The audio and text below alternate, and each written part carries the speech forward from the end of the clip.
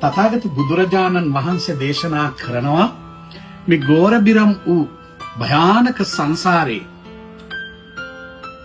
ඔබගේ දුව වෙලා උපන්න, අම්මා වෙලා උපන්න, තාත්තා වෙලා උපන්න බොහෝ අයව සසරේ තිරිසන් වෙලා අවසානයේ මෙන්න මේ වගේ ඔබේ ආහාරය බවට පත් වෙනවා. දැන් පෙන්වන්න අපේ මහත්තයා දැන් අපේ ගෞරවනීය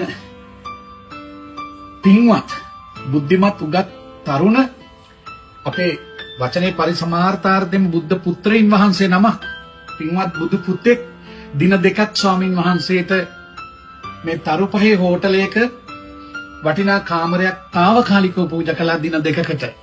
ඒ කාමරේ තියෙන මේ රූපවාහිනී යන්ත්‍රයෙන් තමයි මේ පෙන්වන්නේ මේ සත්තු පන පිටින් කන ආකාරය, මේ සත්තුන්ට පන, මේ දැල්ල පන පිටින් තමයි මේ කොරියන් කාන්තාව විසින් ආහාරයට ගන්න.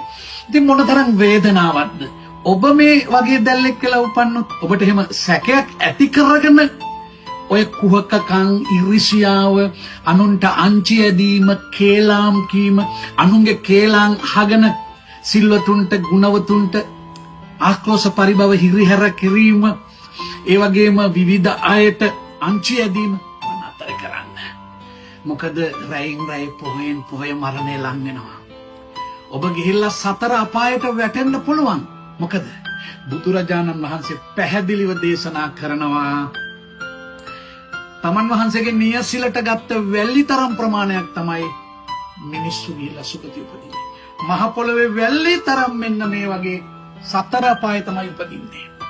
අලි වෙලා, කොටි වෙලා, වලස්සු වෙලා, උරංගයෝ වෙලා, කුමීන් වෙලා, පක්ෂීන් වෙලා කෝටි මිලියන් බිලියන් ට්‍රිලියන් ගණන් සත්තු වෙලා ඉපදිලා දුක් විඳිනවා. සංසාරෝගෝ මහබ්බය, මේ සසර බොහොම භයානකයි. එහෙමනම් පින්වතුනි, සුනාත ධාරේත චරාත ධම්මේ ශ්‍රීපාද අඩවියේ ඉඳලා කොළඹට වැඩලා වැඩ ඉන්න ස්ථානයක් නිසිලෙස නොමැතිව ඊටාම කරදරකාරී පීඩාකාරී සමයක් ගත කරන වෙලාවේ ගෞරවනීය පින්වත් නම කියන්න එපයි කියපු බුද්ධ පුත්‍රයන් වහන්සේ නමක් తాවකාලිකව පූජා කරපු දින දෙක තුල වැඩ හිටපු ඒ හෝටල් කාමරේ ඉඳලා මේ ධර්ම කාරණේ ඔබට පෙන්වන්නේ ඔබ පාපයෙන් ඈත් කරන්න, ඔබ දහමට යොමු කරන්න, ඔබගේ ඔය නරක වැරදි පුරුදු අඩු කරන්න, ඔබ ඔය පස්පව් දස කුසල් කරන එක අඩු කරලා නතර කරන්න, ඔබගේ ඔය සුරා ලෝලිත්වය නැති කරගන්න, කෙමෙන් අඩු කරන්න. ඒ වගේම ඔබේ ඔය ස්ත්‍රී ලෝලිත්වය කෙමෙන් අඩු කරලා නැති කරගන්න. ඔබ ධනට පිනට ලැබි සුචරිතවත් පුජ්‍යලෙක් බවට පත් වෙන්න. ඔය විවිධයි ගතිත අපි දන්නවා ඒගොල්ලෝ. දැන් ඉතින් ඔය බුදු වෙන්න කතා කරා. බාරි මොඩයි.